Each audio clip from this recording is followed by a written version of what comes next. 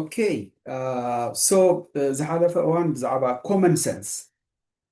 ወይንካ ኣፋፍኖት ድዩ ወይንካ ሕሊና ድዩ ንብሎ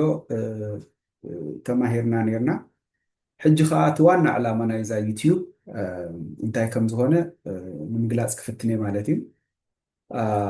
ዳርጋ ሱሳ ስላይድ ደኸውን ኣዳለየ ዘለኹ ብዛዕባ እዚ preparing the youth for economic opportunity social empowerment and 21st century education ዝብል ማለት እዩ እዚ እንታይ እዩ ንቁጠባዊ ዕድል ማሕበራዊ ምሕያል ከምኡውን ትምህርቲ መበል 21 ክፍለ ዘመን እንታይ ክመስል ከም ዘለዎ ንሕና ኤርትራውያንሲ ነዚ ዝመፅእ ዘሎ ዕድላት ከመይ ጌርና ክንጥቀመሉ ከም ንኽእል ንምትንካፍ ክፍትነ ማለት እዩ ሶ ሓንቲ ከም ዕላማ ክንሕዛ ዘለና ማለት እዩ invest in the future in a sense ኣብ መጻኢ ወፍሪ ምግባር ሕጂ ኢኻ ሕጂ እቲ ወፍሪ ክንገብሮ ዘለና ፅባሕ ክንዕወት ማለት እዩ ስለዚ prepare yourself today to be successful tomorrow so ሰዓታ ጎል ማለት እዩ ሕጂ ንዳሎ ድሓር እቲ ዝመፅእ ዘሎ ዕድል ከይሓልፈና ማለት እዩ ዝተዳለወ እዩ ነቲ ዕድል ዝጥቀመሉ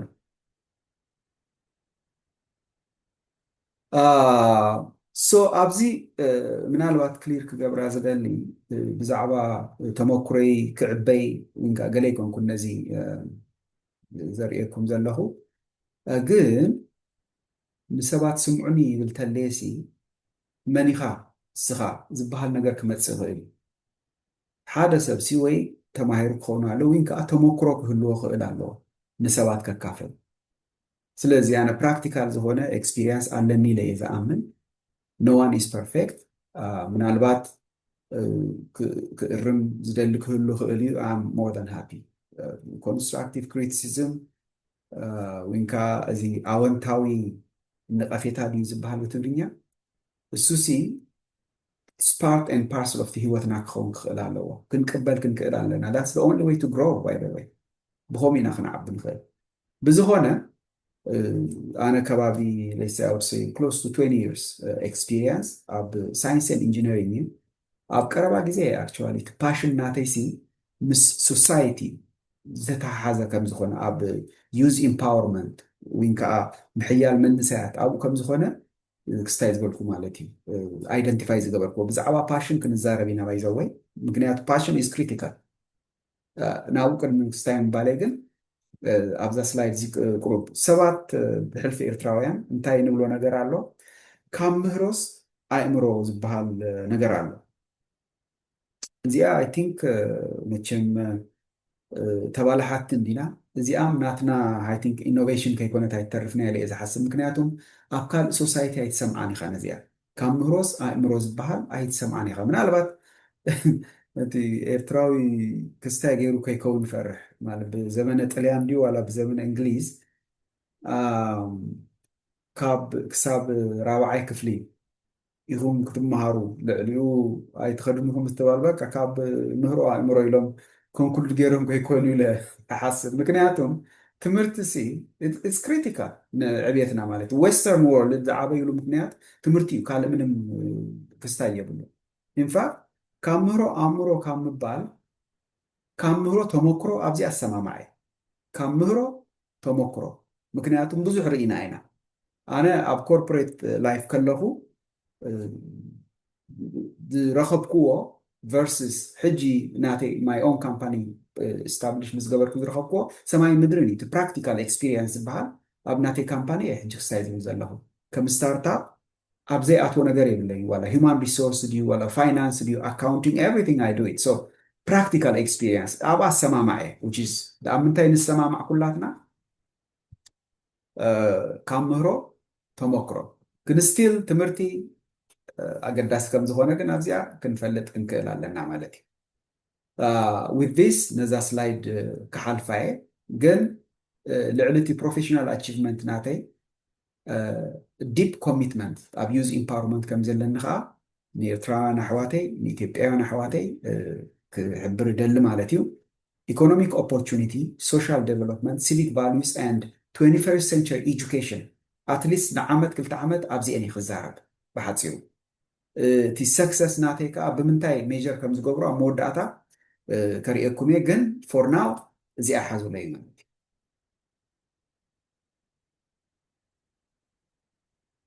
اوكي لومي اونستي وينكا باشن ماترز قنعنا وينكا نيح اقداسي ابتبل كزارب ግን እቲ ኣዳለየ ዘሎ ትምህርቲ ነዚ ኩሉ ከቨር ይገብር እዩ why this matters ስለምን ኣገዳስነት ናይዚ ትምህርቲ እዚ empowering youth economically socially and education wise ንምንታይ የገድስ ብሕልፊ ንኣፍሪቃውያን እና ንኒው ኢሚግራንትስ እሳሓንቲ እያ እቲ ቪዥን ስቴትመንት እቲ መግለፂ ራእይ ናትና ከዓ ኣሎ then focus ناتي mostly زخون honesty وينكا passion matters وينكا كنا نح أبقى ينالو مخن الزارب مالتي the main you know like a beacon نايزي YouTube كم تزبل كواجن زي انسلستيانين economic opportunity which is طبعاوي عدل social empowerment and civic values ማህበራዊ محيالن civic كبتاتن 21st century education ትምህርቲ ኣብ መበል 21 ክፍለ ዘመን እንታይ ክመስል ከም ዘለዎ ክንዛረብ ኢና ፕላስ AI opportunity for entrepreneurs like AI ዕድላት ንዓና ከም ኤርትራውያን ወይ ከም ኣፍሪቃውያን እንታይ ክንገብር ንኽእል ንሶሳይቲ ናትና ንምጥቃም ማለት እዩ ኣብ 21st century ከዓ ዕድላት ናይ ስራሕ እንታይ ይመስል ክንዳለው ኣለና ሕጂ ኢና ክንዳለው ዘለና to be successful tomorrow ስለዚ ወዓል ሕደር ዘየድልዮ ማለት እዩ global and local examples بزعبها AI and the 21st century see I not هاجراتين زدالوا زلوا خا globally as well as in Africa examples كقرب مالتي أمور data كان عوض كم يجرنا هنا كم individually هنا حجي كنحسب زلنا individually كم يجرنا تي success ناس كنعكم نخيل وين كم at a community level كم إيرتراويان كم إثيوبياويان كما جيرنا تي سكسس ناتنا كنعقنو كم نخيل كا كنزاربنا مالتي دحرا يزي تمرتي انفاكت كنصنح يبلنا زي تمرت كساب زودا ግን call for action وين كا صاوعت نسرح مبغاس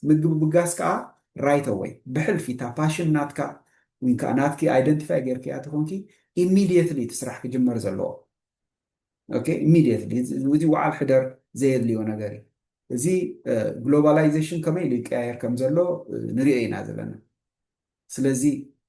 نحنا كم أفريقيان كم إيرتراويان إثيوبياويان دحريت كنترف يبلنا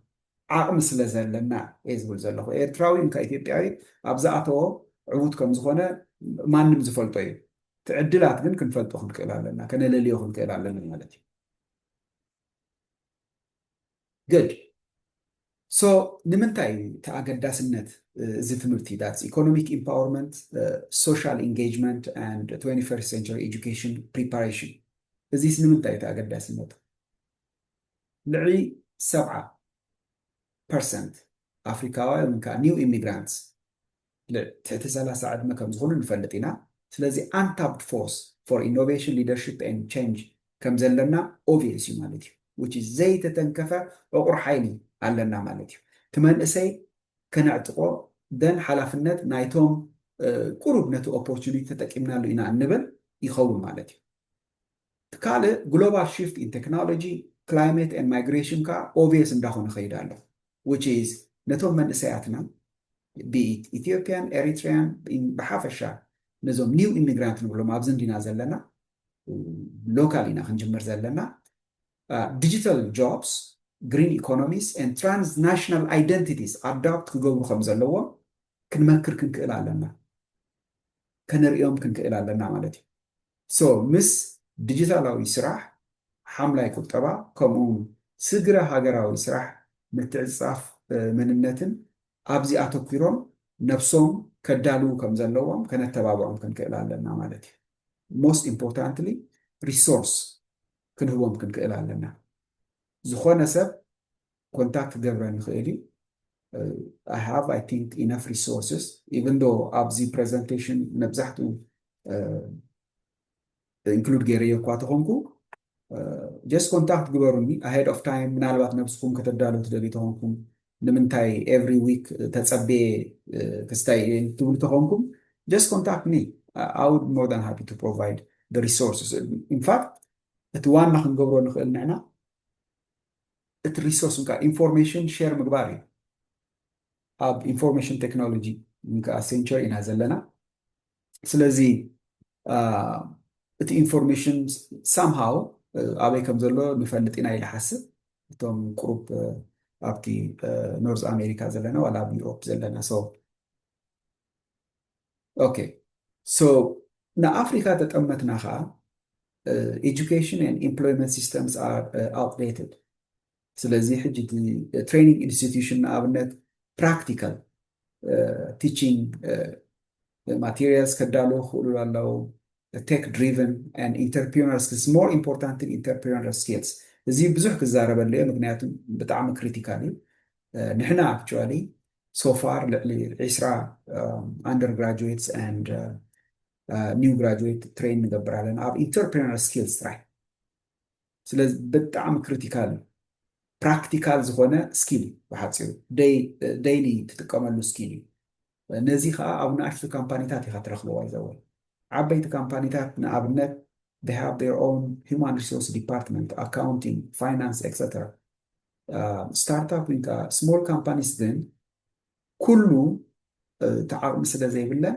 ኣነ ሕጂ ንኣብነት ኣብዘይ ኣትዎ ብለይ በቃ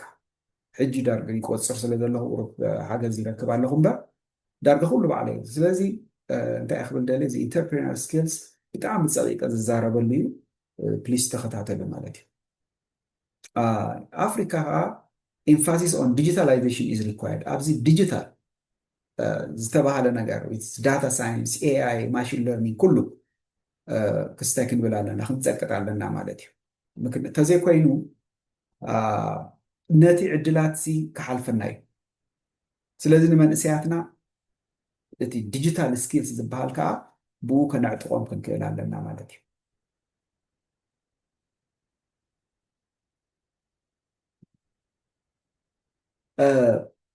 እዚ ኩሉ ክብል ከለኹ ኢሚግራንት ወይካ ኣፍሪቃውያን ከም ኣፍሪቃውያን ፀገም የጋጥመና ኣየጋጥመናን ኣይኮንኩም ዝብል ዘለኹ we actually face double pressure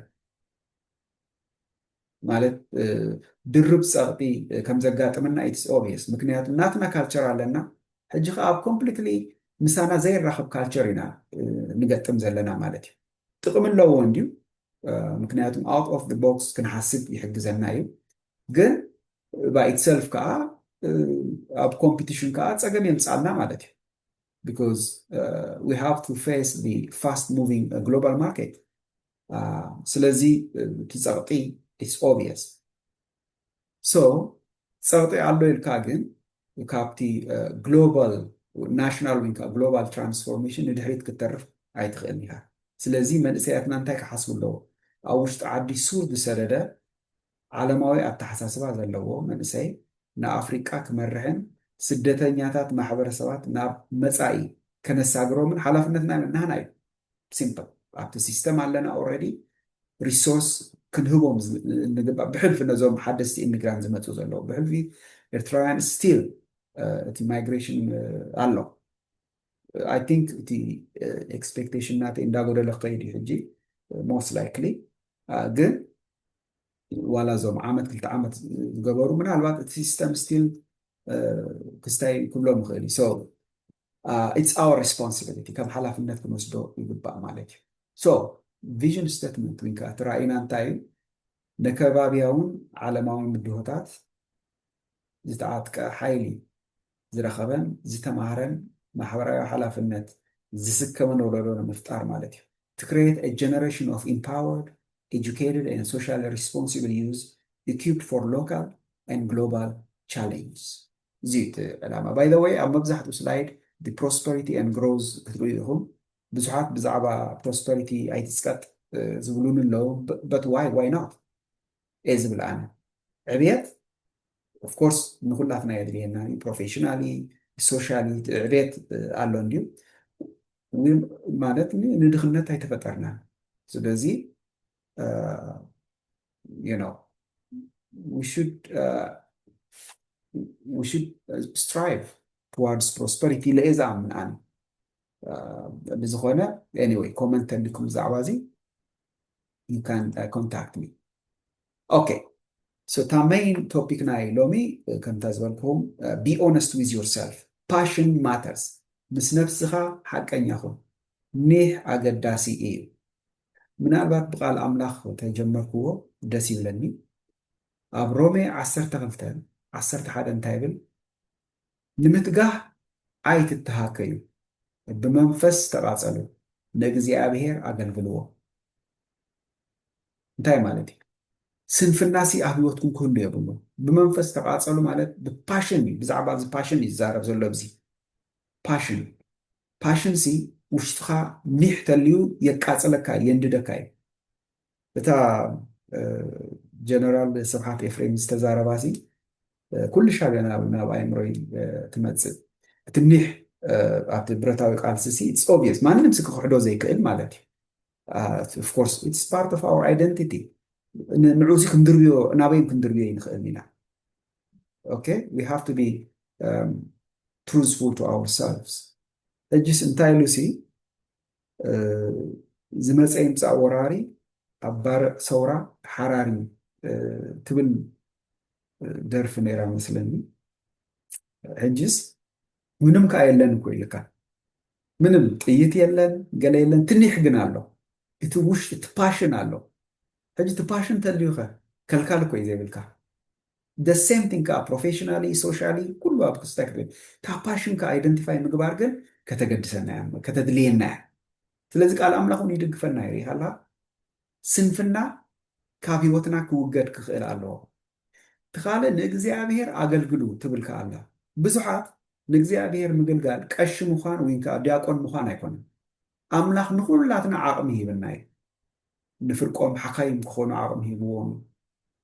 ነቲ ኣምላኽ ዝሃበካ ዓቕሚ ወይ ከዓ እታ ፓሽን ንበላ በቃ እታ ውሽጥኻ ትነድድ ዘላ እታ ብዓቕሚ መሊኣ ዘላ ብሓይሊ መሊኣ ዘላ ነገር ንበላ ዶ ንዓ ብግቡእ ተተጠቂምካ ኣላ ንእግዚአብሔር ተገልግሎ ኢኻ ዘለኻ ንኣብነት ሓደ ዶክተር ሲ ክሕክም ከሎ ባይዘወይ ንኣምላኽ ምግልጋል ማለት ነቲ ሶሳይቲ ምግልጋል ማለት እዩ እምበር ኣምላኽ ዳ ኣብ ዝፋኑ ኮፍ ኢሉ ዘሎ ራይት ስለዚ ሲ ብቕንዕና ነቲ ሕብረተሰብካ ከተገልግል ከለኻ ንኣምላኽ ኢኻ ተገልግሎ ዘለኻ እዚኣ ደስ እያ ትብለኒ ብዙሕ ሕቶታት እያ ትምልስ ንምትጋህ ኣይትተሃከዩ ብመንፈስ ተቃፀሉ ንእግዚአብሔር ኣገልግሉ ብእንግሊሽ ከዓ እንታይ እዩ ዝብሎ ዘሎ ሮማንስ 12:11 never be lacking in zeal but keep your spiritual fervor serving the Lord በቃ ሰሚያ ንኣምላኽ ኣገልግሉ ብመንፈስ ተቃፀሉ እዩ ዝብለና ዘሎ እታ ብመንፈስ ምቅፃል ምስ ፓሽን ክንተሓዛ እየ ዝደሊ ዘለኹ ሕጂ ኣነ ማለት እዩ ፓሽኑ ዝረኸበ ሰብ no matter what successful ከም ዝኸውን it's for sure ኣብዚኣ ሓንቲ ክነግረኩም ብዛዕባ እዚ ዩዝ ኢምፓወርመንት ወይ ከዓ ኢምፓወሪንግ ኣፍሪካ ዝብል ሓሳብ ምስ መፀኒ ባይዘወይ እዛ ኢምፓወር ኣፍሪካ ትብል ሕጂ ቀይርያ ምክንያቱም ብዙሓት ኢትዮጵያውያን ይዕርፉ ኣለውኒ ኣብ ኢትዮጵያ እየ ከዓ ዓብየ ባይዘወይ ኣብ ኢትዮጵያ ዓብየ ናብ ኤርትራ ከባቢ 17-18 ዓመት ክኸውን ከሎ ናብ ኤርትራ ኣስመራ ዩኒቨርሲቲ መፅአ ኤኒዌይ ሬሲስት ኢሎም يعرف كذا يعرف تيك أسمعهم سلازي أنت حاسبه well we have to start local كم إيرترا ونتي local تجمع علني إيرترا فرس كبر علني قل eventually why not even myself نعم حرينيا program include تجبرنا عندنا خا English لو مخا هذا دويل تايلني no دكناسي English ينزلني سلازي سي بإنجليش focus تجبرك እንደይሕሽን ገለመለ ኢሎሆነ ማለት እዩ ስለዚ ሲ እቲ ፓሽን ናተይ ኣብዚ ዘሎ ሲ ክነግረኩም ኣይክእልኒ ንምንታይ እዚኣ ዝብል ዘለኹ ፓሽን ከዓ ሓንቲ ጥራይ ኣይኮነትን እየ ክብል ደልየ ሰለስተ ኣርባዕተ ፓሽን ዘለዎ ክህሉ ኣለዎ ኣነ ሕጂ ንኣብነት እዚኣ ሲ ኣብ ቀረባ ግዜ ዲስከቨር ዝገበርክዋ ፓሽን እዩ ካብቲ ፕሮፌሽናል ላይፍ ናተይ ወፃኢ ማለት እዩ ያ ስለዚ ፓሽን ኢዝ ክሪቲካል to be successful ንምባል ካልእ ከዓ ቃል ኣምላኽ ኣብዝብለ እንደገና ክደግማ ደልያን ምስ ነፍስኻ ሓቀኛ ሁን ኒሕ ኣገዳሲ እዩ እዚኣ ክንብላ ክንክእል ኣለና ቀፃሊ ምስ ነፍስኻ ሓቀኛኹን ኒሕ ኣገዳሲ እዩ ፓሽን ብጣዕሚ ኣገዳሲ ምስ ነፍስኻ ሓቀኛኹን ማለት እንታይ ማለት እዩ ዶንት ፉል ዮርሰልፍ ዓቕመይ ከምዝዩ ኣይትበል ኣምላኽ ዘቐመጠ ዓቕምላ እታ ምስኣ ከዓ እታ ፓሽን ኣላ ኣብኣ ተፀቐጥካ እቲ ዝበለፀ ዕዉት ንክትከውን ማለት እዩ ኦኬ ሶ ዳዊት 69 ካብ 8 መዝሙር ዳዊት ማለት እዩ 8:9 እንታይ ይብል ቅንኣት ቤትካ በሊዑኒ ፀርፊ እቶም ዝፀርፉካ እውን ኣባይ ወዲቁ እዩ እሞ ንኣሕዋተይ ጓና ንውሉድ ኣደይ እውን ጋሻ ኮንኩ ይብል for the zeal of thine house has eaten me up ይብል ብእንግሊሽ ከዓ ኣብዚ እንታይ ዝብል ምናልባት ቁሩብ ፍልይ ዝበለ ሓሳብ እዩ እዚ ግን ኣብቲ ፓሽን ሓንሳብ ምስ ኣተኻ ወይ ከዓ እታ ፓሽን ኣይደንቲፋይ ምስ ገበርካያ ዝኾነ ይኹን ተቃውሞ ተመፅኡ ጠጠው ኣይብለካን ፓሽን ዘይብሉ ተኮይኑ ዝቃፀል ነገር ኣብ ውሽጥካ ዘይብሉ ተኮይኑ ግን ዝኾነ ሰብ ይደው ዘብለካ ክሪቲሳይዝ ይገብሩካ ጠጠው ትብል በቃ ኤርትራውያን ከዓ ይተዓደልና ናብዚ ሕጂሲ ነቲ ዓቕሚ ዘለዎ ኢና ኣታክ ንገብር ትዝገርም ነገር ማለት እዩ ኣጋጢምኒ ኮንኩን ዝብል ዘለኹ ግን ከጋጥም ይኽእል እዩ ኣም ፕሪፔርድ ፎር ዛት ንምባል እዩ ምክንያቱም ኣብ ሶሻል ሚድያ ብጣዕሚ ዝገርመኒ ነገር ኣሎ እቲ ዓቕሚ ዘይብሉ ሲ ነቲ ዓቕሚ ዘለዎ ኣታክ ክገብር ብዙሕ ዝርኢ ዋ እቲ ዓቕሚ ዘይብሉ ሲ ኮፍ ኢሉ ተተምሃሮ እንዳይሕሽን ነፍሱ ተዕበየ እንዳይሕሽን ካብ ፀርፍን ከምዚ ክስታይ ካብ ምባልን እብል ግን ኣይተዓደልናን ዶ ክብል ግን ግዜ ከዓ ክምህረና እዩ ስለዚ ኣብዚኣታ ሜሴጅ እንታይ እያ ሓንሳብ ፓሽን ኣይደንቲፋይ ምስ ገበርካ ደው ዘብለካ ከምዘየለን ምክንያቱ ተሓይሊ ንርእሲኡ ሙቪ ንቅድሚት እዩ ክስታይ ዝብለካ ዘገስግሰካ ስለዚ ኣገይን ፓሽን ማተርስ ኒሕ ኣገዳሲ እዩ ኒሕ ባይ ዘ ወይ ፓሽን ኒሕ ኣይ ሆፕ ፅቡቅ ጌረ ተርጉምያ ተስፋ ገበር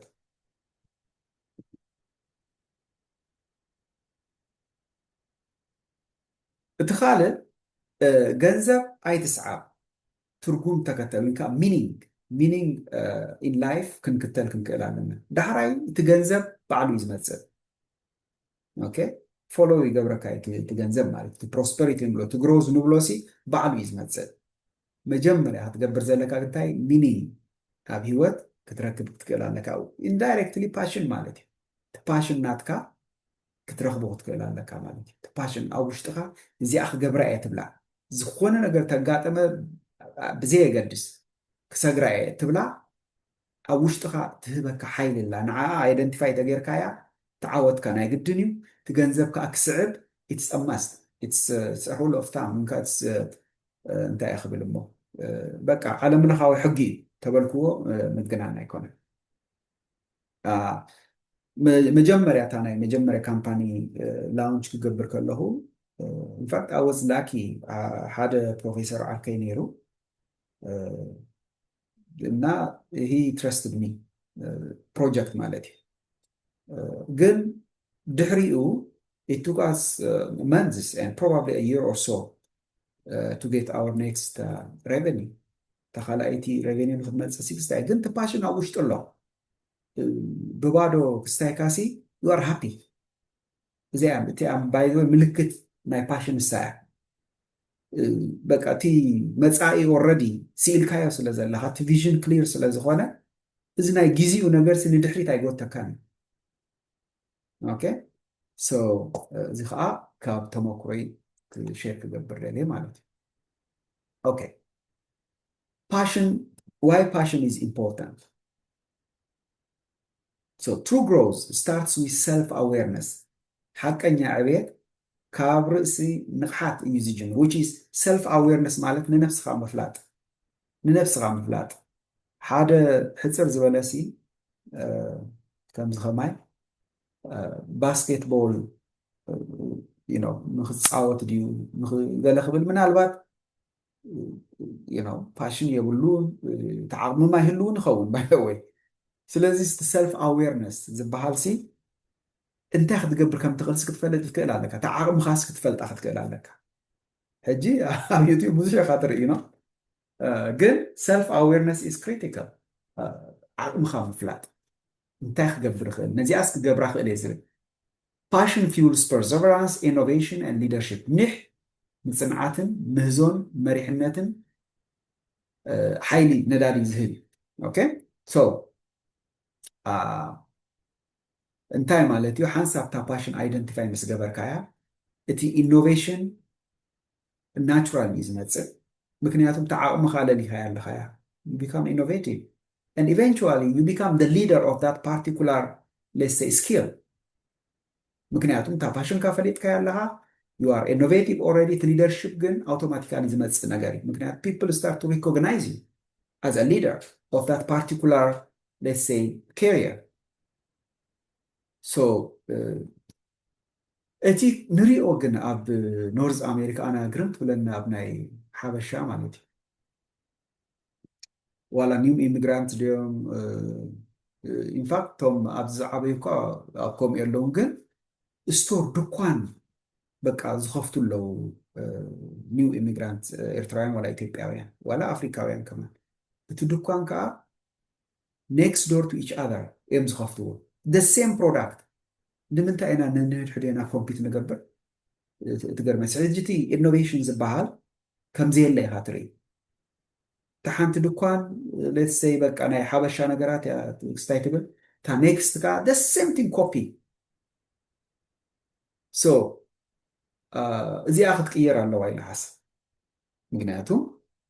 ስፔሻላይዝ ክትገብር እኮ ትኽእል ኢኻ ናይ ክዳውንቲ ጥራይ ክትገብር ናይ ሓበሻ ክዳውንቲ ጥራይ ክትገብር እኮ ትኽእል ኢኻ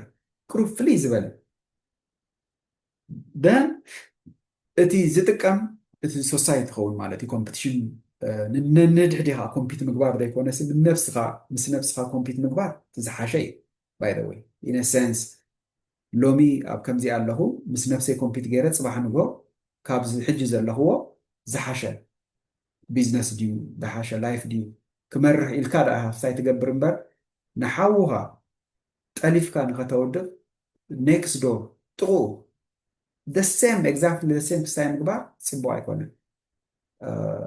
ሶ እዚኣ ከዓ ክንሓስበላ ከም ሶሳይቲ ይግባአና እዩ ማለት እዩ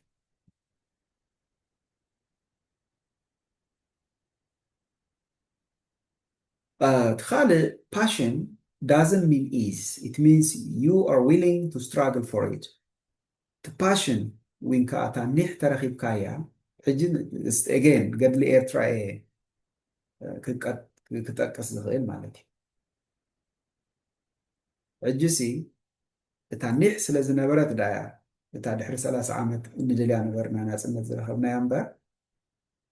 ቀሊል ስለ ዝነበረ ኣይኮነን the same thing ኣብ ስራሕካ ድዩ ኣብ ዝኾነ ነገር ክትገብሮ ትደሊ ትጉዕዞ ነዊሕ ክኸውን ይኽእል እዩ ፓሽን ተልዩ ግን ናይ ግድን ክትገብራ ኢኻ ክትረኽባ ኢኻ ተወዲያ ስለዚ again ትፎከስ እንታይ እዩ ኣብ ፓሽን ፎከስ ንግበር ፓሽን ኣይደንቲፋይ ምግባር ዲስከቨር ምግባር ሰልፍ ኣዌርነስ እዚ ዝታት ንነፍስኻ ምፍላጥ ዓቕምኻ ምፍላጥ እዚ ኩሉ ተክስታይ ተኢልናዮ ደፊኒትሊ ሰክሰስ ናይ ግድን እዩ ማለት እዩ ጠጠው ወይከዓ ዝኽልክለና ከዓ ኣይክህሉን እዩ ማለት እዩ ያ ሶ እታ ቁልፊ መልእኽቲ ካሕልፋ ዝደሊ እንታይ እያ መጀመርያ ነፍስኻ ብምሕታት ኢኻ ትጀምር ዋት ኤነርጃይዝስ ሚ እንታይ እዩ ሓይሊ ዝህበኒ እዚኣስ ትገብራ ኣለኒ ኢሉ ድቃስ ዘስእነካ ነገር እንታይ እዩ እሳ ከተለያ ትክእለ ዋት ኤነርጃይዝስ ሚ ኢቨን ዊዛውት ሪዋርድ ኢኻ ብሕልፊ ዓብይ ቪዥን ተኮይኑ እኮ probably for 5 years you may not see any revenue ኣታው ዝበሃል ኣይትርኢ እንትኸውን ቢዝነስ እየ ዝዛረብ ዘለኹ ሕጂ ዓብይ ቪዥን ተኮይኑ it could take time especially ኣብ ቴክኖሎጂ ተሊኻ ምስ መን ኢኻ ኮምፒት ትገብር ዘለኻ ምስ ፀዓዱ ኮምፒት ትገብር ተሊኻ it's obvious ኮምፒቲሽን ፊርስ ከም ዝኸውን so ናህና ሕጂ ሲ ማለት ዘጃሃር ብዙሕ ነገር እኳ ተዚሃ ኣለውና እቲ ናይ ብሓቂ ብሬክ ስሩ ዝረኣና after I would say 2-3 years እዩ ኦኬ እዚ ኸማን توم قد محجي أب تقوتيرب كامبان كسرح كله كم برينسيبال investigator زفلتون زنبرو ديناي كجوبو سلا زي كقولوا بناتهم حاجة زينبر it's tough AI ML مساعد خطوة هذا it's not easy we are developing AI software right for oil and gas operation so قليل نقرأ يكون ስለዚህ እንታይ ክብል ደለ ኣየና እዩ ኤነርጃይዝ ዝገብረኒ ፈርስት ኣይደንቲፋይ ንግበር ካልእ ከዓ ሪዋርድ ከይመፅእ ይኽእል እዩ ወይ ከዓ ሬቨኒው ኢሚድየትሊ ኣይትረክብ እንትኸውን ስለዚ ፕላን ምግባር ከድልየካ እዩ ማለት እዩ ምናልባት ፓርታይም ምስራሕ ከድልየካ እቲ ዘ ቪዥን ራይት ቪዥን ናትካ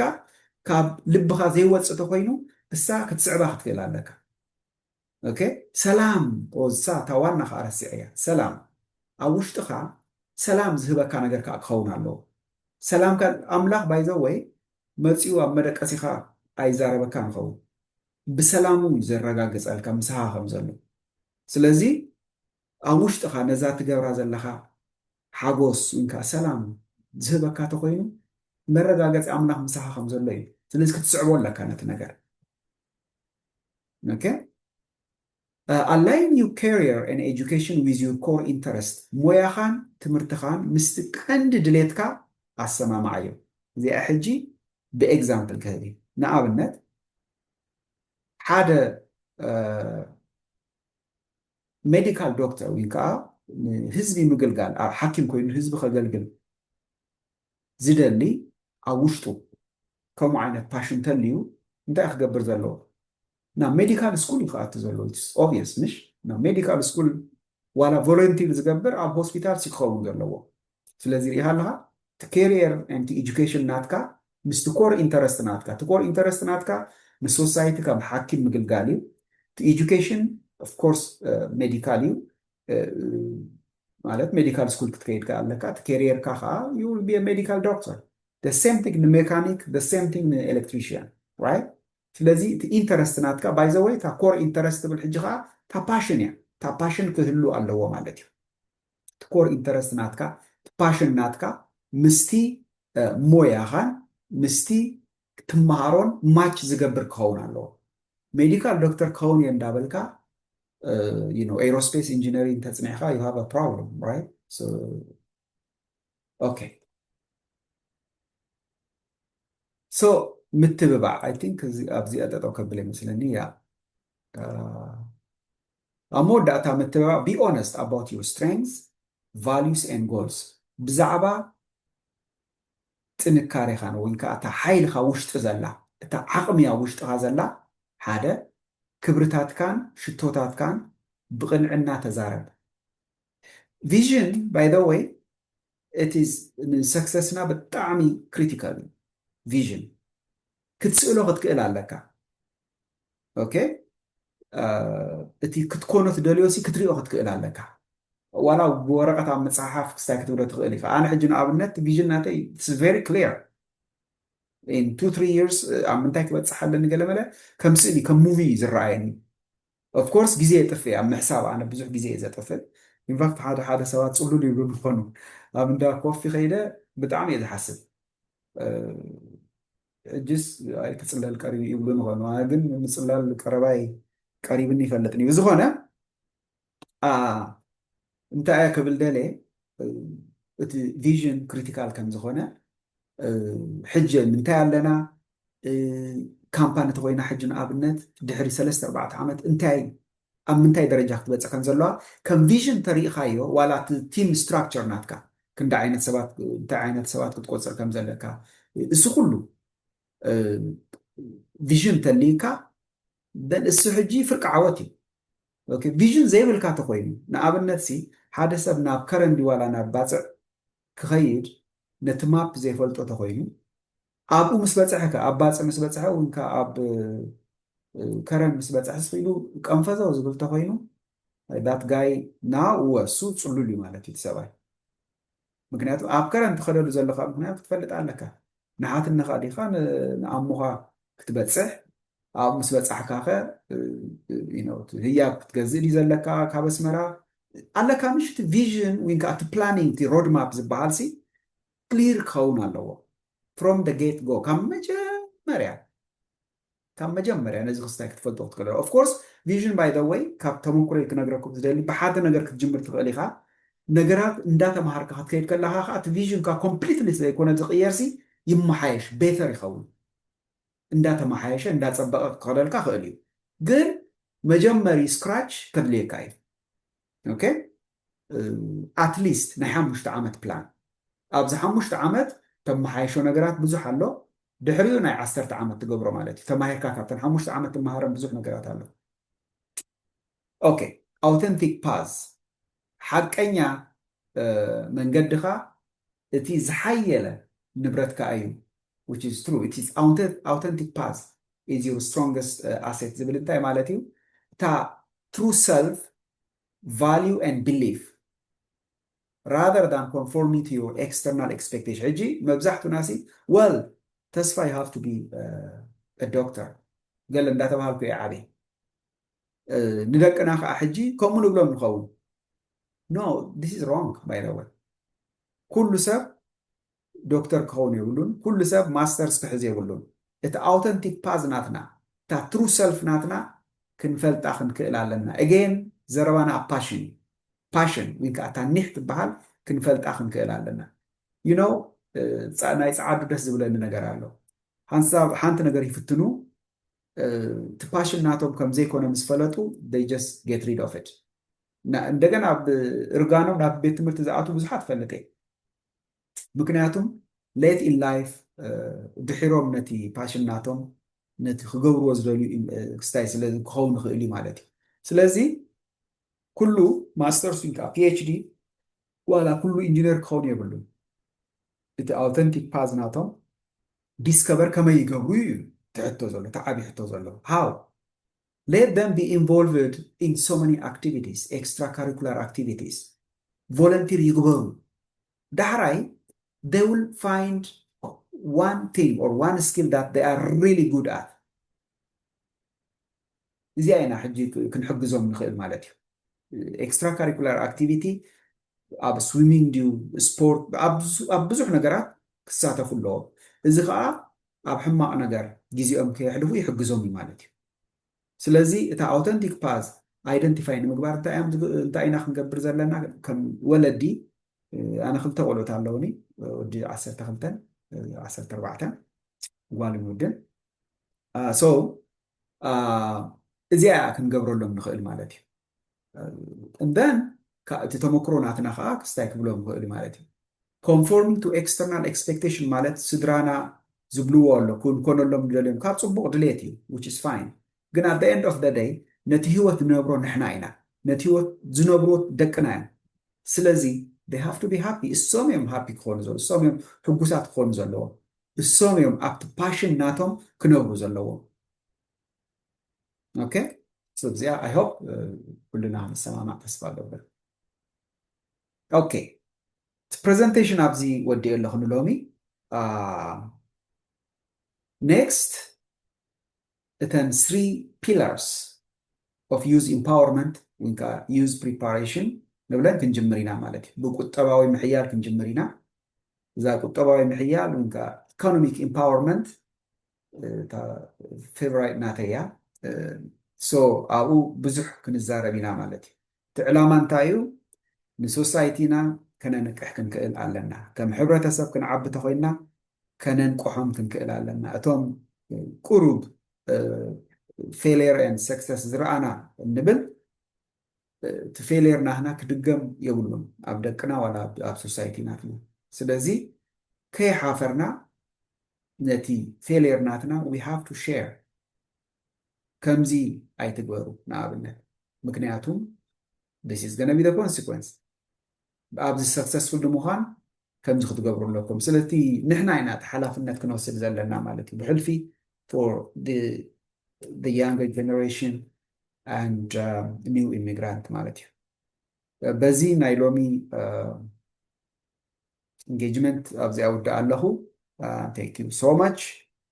so hopefully next Saturday I will come up with another video okay bless you ciao